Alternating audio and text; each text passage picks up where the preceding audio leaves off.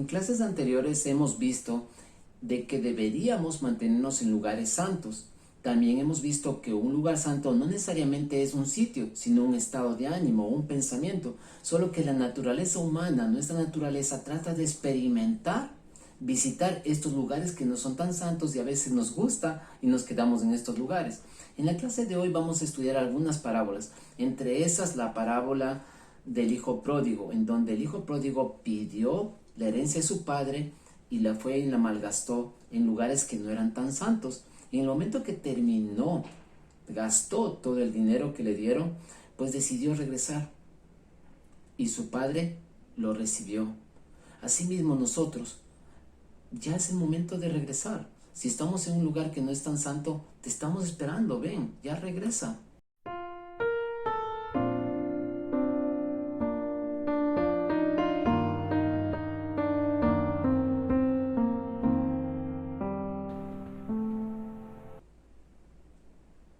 Hermanos, hermanas, buenos días. Mi nombre es Germán Oliva. Vamos a continuar con nuestro estudio del libro de Doctrina y Convenios. La clase anterior estudiamos la sección número 84 que habla del sacerdocio.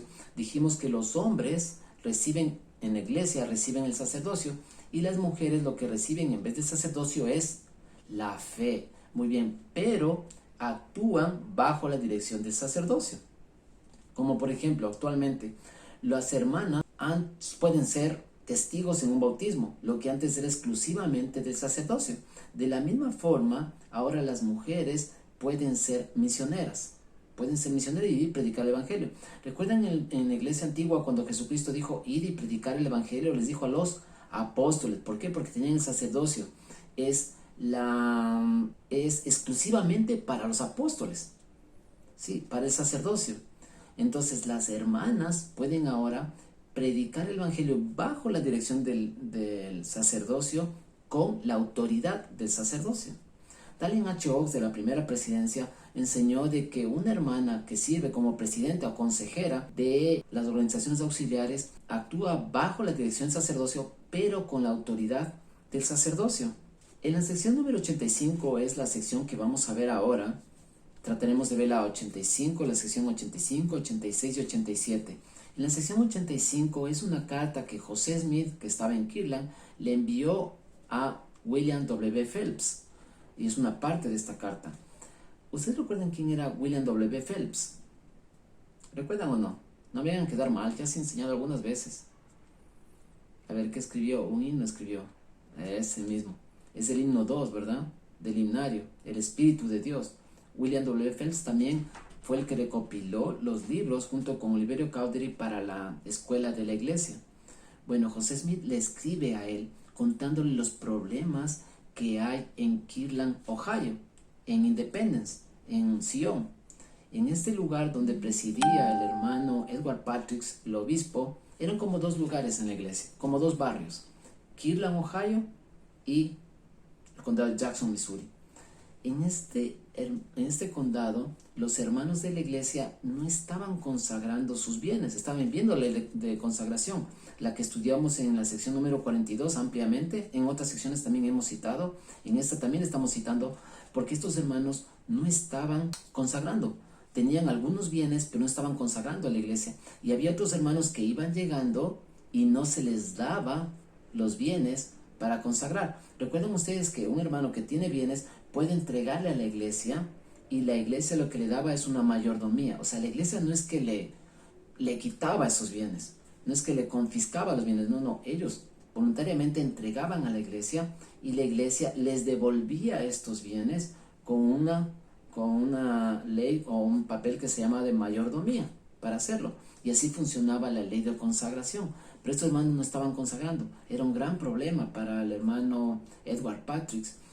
Y es cuando escribe José Smith. Vamos a ver lo que escribe. En el versículo número 1 de la sección número 85 dice: es el deber del secretario del Señor, a quien él ha nombrado, llevar una historia y un registro general de la iglesia, de todas las cosas que acontezcan en Sion, de todos los que consagren bienes y reciban legalmente heredades del obispo. Entonces, querían una persona que escriba todo. Al hermano Harris, me parece que le cogieron para que escriba como secretario. Y él tenía que escribir todos los que habían recibido como estos bienes, como las heredades se llamaba. También podemos decir que al decir José Smith que se escribe una historia, podemos hablar de nuestra propia vida también. Nosotros estamos escribiendo nuestra propia vida. ¿Llevan un diario personal? Bueno, todos tenemos que arrepentirnos. Yo tengo un diario personal. Bueno, he escrito ya 2 diarios personales, pero no son diarios porque realmente no escribo diario. De hecho, es hace tiempos que no escribo. Es bueno escribir esto porque a veces tú estás en un estado de ánimo bajo y escribes con tanto dolor, puede ser, que después lo lees y dices, wow, qué mal estaba, y aprecias el momento bueno. Y asimismo, cuando escribes cosas buenas, en la misión había un misionero que le admiro mucho, es el hermano Troy Blanchard. No fue compañero mío, pero vivíamos en el mismo lugar. Éramos 4 misioneros que vivíamos en ese lugar. Y yo le veía cómo escribía. Escribía todos los días y bastantísimo. Escribía muchísimo. Pienso que con Troy nos estamos llevando más ahora que en la misión. Sin embargo, pienso que sí deberíamos seguir nuestra propia historia. ¿Y qué podemos escribir en nuestro diario? Bueno, hay algunas ideas. En el versículo número 2 dice, así como su manera de vivir, su fe, sus obras. Entonces, versículo 2, ¿qué podemos escribir? Nuestra vida, así como nuestra manera de vivir, sus obras, o sea, nuestras obras, nuestra fe. Es interesante pensar que si nosotros escribimos y decimos, yo tengo fe que pase esto, escríbelo, para ver si es que se cumple. El Elder González enseñaba esto. Si tú escribes a una persona, por ejemplo, quiero que esta hermana se bautice, yo tengo fe que lo va a hacer, y revisar si es que realmente ejerciste tú la fe o si funcionó tu fe. Entonces sí es bueno escribir la fe y tus obras. Leemos en el versículo número 2. Dice, así como sus maneras de vivir, su fe y sus obras, y también los apóstatas que se aparten después de recibir sus heredades. Entonces estamos hablando de que en esta historia que está pidiendo José Smith que se lleve una historia, que el hermano Harris estaba escribiéndola, dice también que escriban ahí las personas que recibieron heredad, recibieron terrenos de la iglesia y luego se abandonaron la iglesia. Versículo número 3 dice, es contrario a la voluntad y al mandamiento de Dios que estén inscritos con los del pueblo de Dios los nombres de aquellos que no reciban su heredad por consagración conforme a su ley que él les ha dado para diezmar a su pueblo a fin de prepararlo para el día de la vergüenza en el fuego. Entonces estamos hablando de que ellos tenían problemas de la ley de consagración, que hablamos muchísimo en la sección número 42. Ellos debían entregar sus bienes, ¿sí? Sus bienes voluntariamente. Ahora nosotros estamos viendo actualmente una ley de consagración. ¿Recuerdan cuando van al templo que dicen, vivirás la ley de consagración? No dice, cuando llegue el tiempo vivirás, no. ¿Vas a vivir ahora la ley de consagración? Entonces sí vivimos ahora la ley de consagración. ¿Somos generosos? ¿Entregamos más de lo que tenemos que entregar? ¿O estamos entregando algo? ¿O no estamos entregando nada? Puede ser diezmo, puede ser ofrendas de ayuno. Recuerden que si nosotros hacemos una ofrenda de ayuno, dejamos de comer un periodo de tiempo y no pagamos la ofrenda, simplemente lo que hemos hecho es dieta. El diezmo hay que pagarlo. La ofrenda de ayuno o un ayuno se termina cuando pagas la ofrenda. En el versículo número 7 hablan de un hermano, un poderoso hermano, que José Smith cuenta en la carta al hermano Phelps. Pero se piensa de que de este hermano poderoso, mira, al principio del 7 dice, y sucederá que yo, Dios, el Señor, enviaré a uno poderoso. Entonces Dios enviará a uno poderoso. Este hermano, lo que se piensa según los estudios que se han hecho, es que es el hermano Edward Patrick, o sea, el obispo. Otra vez, recuerden que había 2 grupos en la iglesia, 2 lugares. El lugar de Kirtland, Ohio, y el otro lugar era el condado de Jackson, Missouri. Cada uno de estos tenía un obispo. El problema era en el condado de Jackson, Missouri. Se estaba retirando de la iglesia y no estaban entregando sus heredades. Y había unos hermanos, en cambio, que llegaban por vía de llamamiento o porque ellos querían llegar a Sion y no recibían su heredad. Versículo número 7 leemos de nuevo. Y sucederá que yo, Dios, el Señor, enviaré a uno poderoso y fuerte, con el centro de poder en su mano, revestido de luz, como un manto. Esto de manto está hablando del obispo, ¿no? Estamos hablando de un obispo. Y el obispo tiene este manto. Seguimos leyendo. Cuya boca hablará palabras eternas, mientras que sus entrañas sean una fuerte, de verdad, para poner en orden la casa de Dios. Ok, estamos hablando de un obispo. Cada uno de nosotros tenemos un obispo. El obispo realmente, confiamos en él. Realmente nos ayuda este obispo. Recuerda que tienen el manto y es tu obispo. Yo puedo hablar de mi obispo. Una cosa que me dijo, y no lo voy a olvidar de mi obispo actual, es que me dijo: Germán, hemos pasado tantas cosas juntos. Hemos pasado en nuestra vida tantos años en la iglesia, cubriéndonos del pecado, tratando de ser mejores personas, bautizando y enseñando a tantas personas, con tantas aflicciones. Sigamos concentrados en lo que tenemos que hacer. Aflicciones vendrán. Tenemos que seguir concentrados. Ya nos falta poquito. El obispo me dijo: Germán, ya falta poco. Bueno, cualquier mensaje puede ser para ti el obispo, ¿no? Puede ser que te diga algo y que se cumpla después. Lo que te diga el obispo. Pon atención a lo que siempre te dice un obispo. En la sección número 86 estamos continuando con la revisión de la traducción de la Biblia. José Smith revisa Mateo 13, donde habla de las parábolas.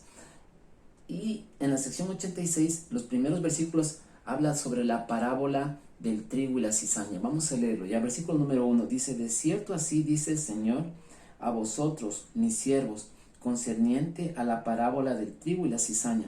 Versículo 2: he aquí, de cierto os digo, el campo era el mundo, y los apóstoles fueron los sembradores de la semilla.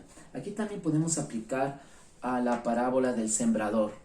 El sembrador coge la semilla y lanza por algunas partes, y algunas caen en buen terreno y otras caen en mal terreno. Las que caen en buen terreno dan buen fruto. ¿Quiénes son el sembrador? Al final del versículo número 2 está: y los sembradores de la semilla. ¿Quiénes son? Los apóstoles. Entonces recuerden que cuando Jesucristo les dijo: id y predicar el evangelio a los apóstoles, al sacerdocio. Actualmente también tenemos élderes, misioneros y hermanas que predican el evangelio. A unos miembros de la iglesia que no son misioneros también predicamos el evangelio, damos un ejemplo y enseñamos a otra persona. ¿Quiénes son los sembradores? Las personas que enseñan el evangelio. Y el campo en donde cae la semilla, ¿qué es? Está al principio. Dice: he aquí, de cierto os digo, el campo era el mundo. Tiramos la semilla, lanzamos la semilla en el mundo a todas las personas.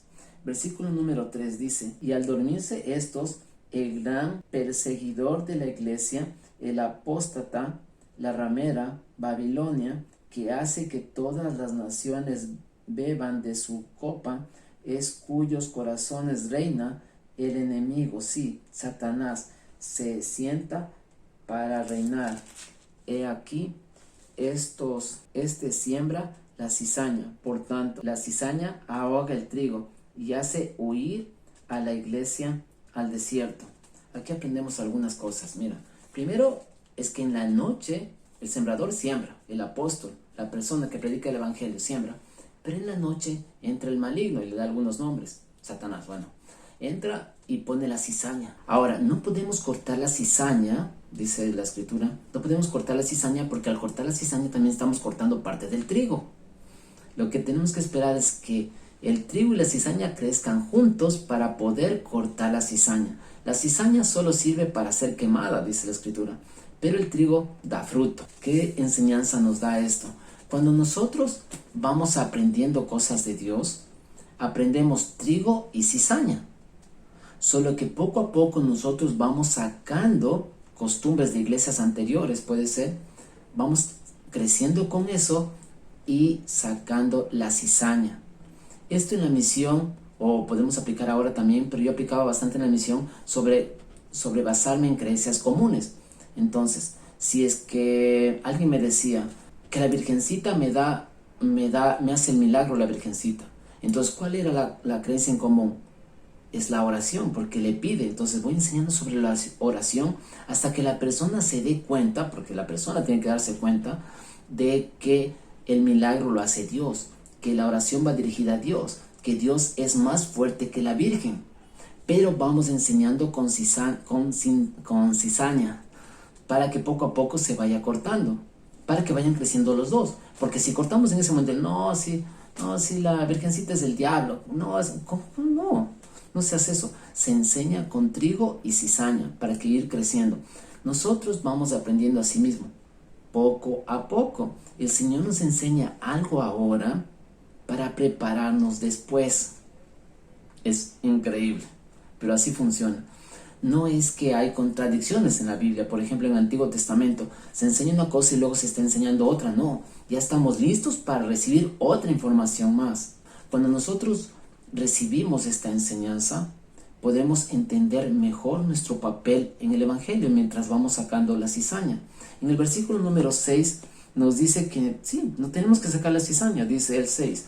Mas el Señor les dice, no arranquéis la cizaña mientras la hierba todavía está tierna, porque de cierto es débil vuestra fe. No sea que destruyéis también el trigo. Ok, entonces vamos creciendo los dos juntos. Hay otras parábolas más que me gustaría nombrar muy rápidamente, como por ejemplo la parábola de la semilla de mostaza, la parábola de la levadura, la parábola del tesoro escondido, parábola de la red, la parábola de la perla, la parábola del escriba. Todas estas parábolas ya están en Mateo 13, que también José Smith las identificó, las trató de dar significado. Él dice que todas estas parábolas hablan sobre el recogimiento de Israel, de la semilla de mostaza. De la parábola de la semilla de mostaza, él dice que la semilla de mostaza compara al libro de Mormón. La semilla de mostaza es la más chiquita y se hace un árbol grandote, ¿verdad? Entonces, así mismo, el libro de Mormón simplemente se empezó la iglesia con 6 personas y ahora somos como 16 millones. También podemos hablar sobre la parábola de la levadura. Vamos a leer eso de la parábola de la levadura. Eso está en Mateo 13, versículo 33. Otra parábola les dijo, el reino de los cielos es semejante a la levadura que toma una mujer y escondió en 3 medidas de harina hasta que todo quedó leudado. Entonces, cuando dice en tres medidas de harina, estamos hablando de que José Smith interpreta esto como los 3 testigos. Así empezó, ¿verdad? Cuando tú pones levadura en una masa, la masa crece. Y José Smith también explica en Mateo 13:11. Vamos a leer el versículo número 11. No, desde el 10 vamos a leer, dice. Entonces, acercándose, los discípulos le dijeron, ¿por qué les hablas por parábolas? El 11. Y él respondiendo les dijo, porque a vosotros os es concedido saber los misterios del reino de los cielos, pero a ellos no les es concedido. De esa forma, por eso es lo que hablaba con parábolas, Nosotros es concedido, pero para otros no es concedido. Otra parábola más del tesoro escondido. El tesoro escondido habla de conocer Sion, de conocer la iglesia. Vamos a suponer que si tú tienes un tesoro, si te enteras que tienes un tesoro en el patio de tu casa, probablemente estuvieras sacando el tesoro ahorita y no estuvieras aquí escuchando este video. Es así mismo, ¿verdad? Un tesoro, José Smith interpreta como encontrar la iglesia, como encontrar Sion. Otra parábola también es de la red, que es compartir el evangelio. La red es compartir el evangelio. Es como cuando tú lanzas la red para coger y predicar el evangelio. Cuando tú sacas la red, sacas con cosas que no son pescados, como zapatos, basura de un río, y también buen pescado muerto. O sea, cuando tú lanzas la red, sacas con fuerza todo lo que puedas. Entre eso de predicar el evangelio hay buen pescado. Es interesante que en la sección número 87, la última que vamos a ver hoy, bueno, esta revelación fue hecha en el 25 de diciembre de 1832. 25 de diciembre de 1832, o sea, Navidad. Y en Navidad usualmente nosotros estamos pensando en Navidad, pero José Smith recibe esta revelación y lo extraño de esta revelación es que habla de la guerra civil de Estados Unidos. Es cuando Carolina del Sur le enfrenta a la guerra a todos los Estados Unidos y hay una gran guerra civil por esto de los hombres de raza negra, por la esclavitud, que aún siguen teniendo problemas, pero ahí fue una guerra civil y esta guerra civil lo pronosticó José Smith. Lo extraño de esto es que José Smith, cuando escribe en 1832, no se cumplió esto sino hasta después de 30 años. Es como si el presidente Nelson te dice algo y tú dices, pero el presidente Nelson está equivocado de fechas, ¿cómo puede ser esto? No, cuando escribió esto José Smith, después de 30 años se cumplió esto. Otra cosa más que podemos decir, que la revelación fue hecha en 1832, cuando se publica el libro de mandamientos, en ese tiempo que se cambió de nombre al libro de Doctrina y Convenios en 1835, no se incluyó esta sección, no se incluyó hasta 1876, en donde el hermano Brigham Young dice, ya ve lo que está pasando y dice, José Smith sí habló de esto, busca y le publican y le ingresan en esta sección. Versículo número 1 dice, de cierto así dice el Señor, concerniente a las guerras que pronto acaerán, comenzando por la rebelión de Carolina del Sur, de las cuales finalmente resultarán la muerte y la miseria de muchas almas. Versículo 2, y vendrán el tiempo en que se derramará la guerra sobre todas las naciones, empezando en este lugar. Versículo 3, porque aquí los estados del sur se dividirán en contra de los del norte, y los estados del sur llamarán a otras naciones, aún el país de Gran Bretaña, como es llamado, y éstas también llamarán a otras para defenderse de otras naciones, y entonces se derramará la guerra sobre todas las naciones. Esto es increíble, porque se sobreentiende que fue la Segunda Guerra Mundial, pero también se puede entender que puede haber otras guerras más. Repito, el 3 dice, porque aquí los estados del sur se dividirán en contra de los del norte. Esto fue la guerra civil que pasó. Y luego dice que Gran Bretaña ingresará y otros países también ingresarán.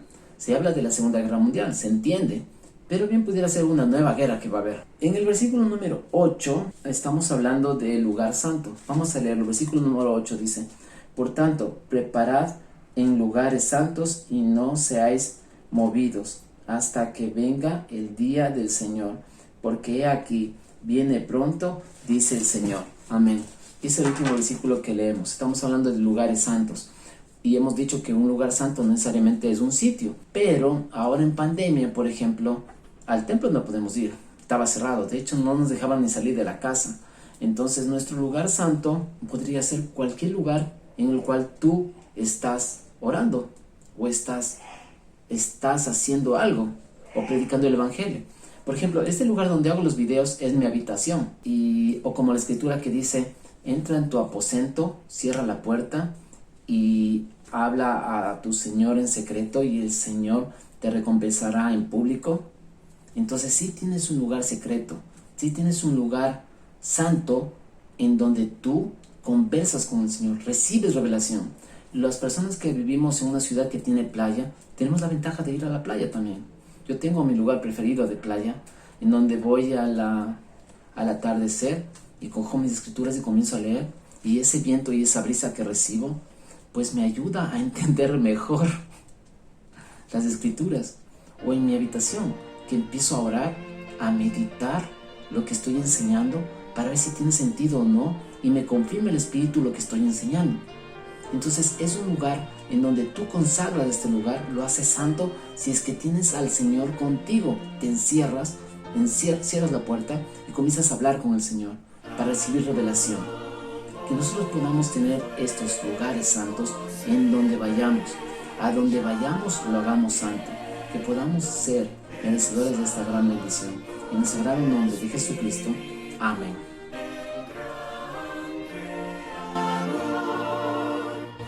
Visión.